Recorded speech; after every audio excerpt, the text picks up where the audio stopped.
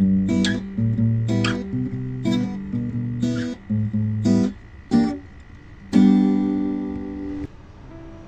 mungkin menemukan titik temu antara sains dan Alkitab?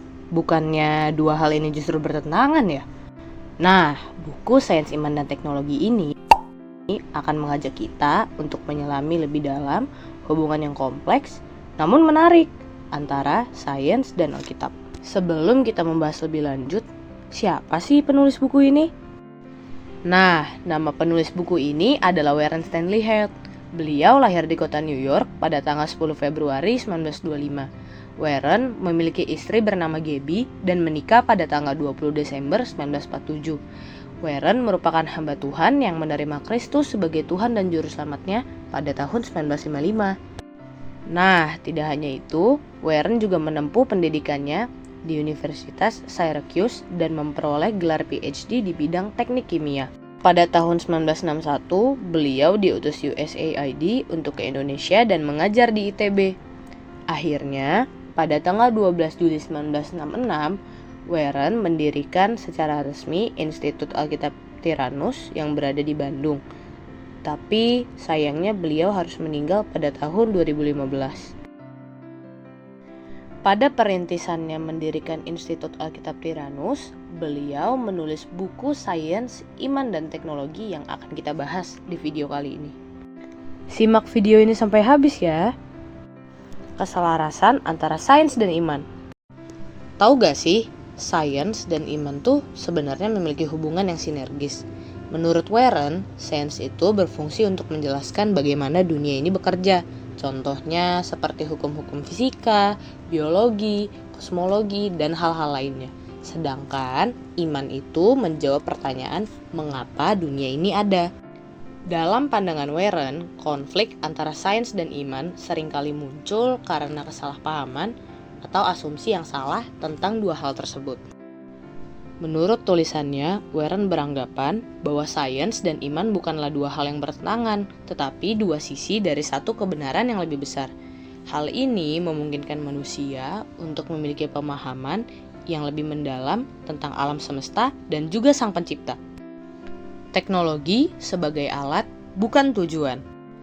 Kini, teknologi sering dianggap sebagai simbol kemajuan manusia. Tetapi Warren ingin mengingatkan kita bahwa teknologi hanyalah alat.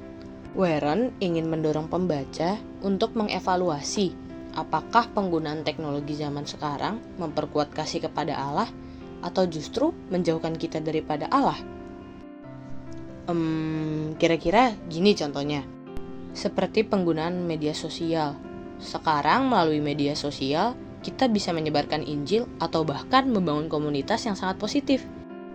Tetapi di luar sana juga banyak pengguna media sosial yang menggunakan media sosial untuk hal-hal yang negatif. Misalkan seperti manipulasi, penyebaran hoaks, bahkan hal-hal kriminal loh. Sehingga sekarang sebagai orang percaya kita dipanggil untuk menjadi pengguna teknologi yang bertanggung jawab dan memastikan bahwa teknologi ini membawa dampak positif sesuai dengan kehendak Allah. Keutuhan pandangan Kristen terhadap dunia modern. Warren ingin menekankan pentingnya memiliki pandangan dunia Kristen yang kuat di tengah kemajuan teknologi dan perubahan sosial yang cepat. Terkadang teknologi seringkali membawa tantangan etis seperti kecerdasan buatan, rekayasa genetik, atau perubahan lingkungan. Dalam dunia teknologi yang cepat berubah, manusia dipanggil untuk menjadi pengelola ciptaan yang baik. Tentunya juga menghadapi dengan hikmat dan doa. Justru teknologi tidak boleh membuat manusia melupakan tujuan akhir hidupnya, yaitu memuliakan Allah. Pandangan dunia Kristen yang benar akan membantu umat percaya untuk tetap fokus pada panggilan mereka.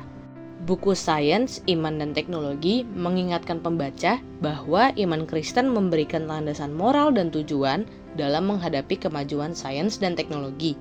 Dengan sikap terbuka namun kritis, orang percaya dapat memanfaatkan pengetahuan ilmiah dan teknologi untuk membawa dampak yang positif sesuai dengan kehendak Allah. Gimana? Sudah menjawab pertanyaan kalian belum? Sains, iman, dan teknologi adalah 3 hal yang akan saling terus berkaitan dan memengaruhi kehidupan kita. Buku ini memberikan wawasan yang sangat berharga terhadap 3 hal tersebut. tentang bagaimana ketiganya dapat berjalan beriringan. Terima kasih sudah menonton video ini sampai akhir. Bye-bye.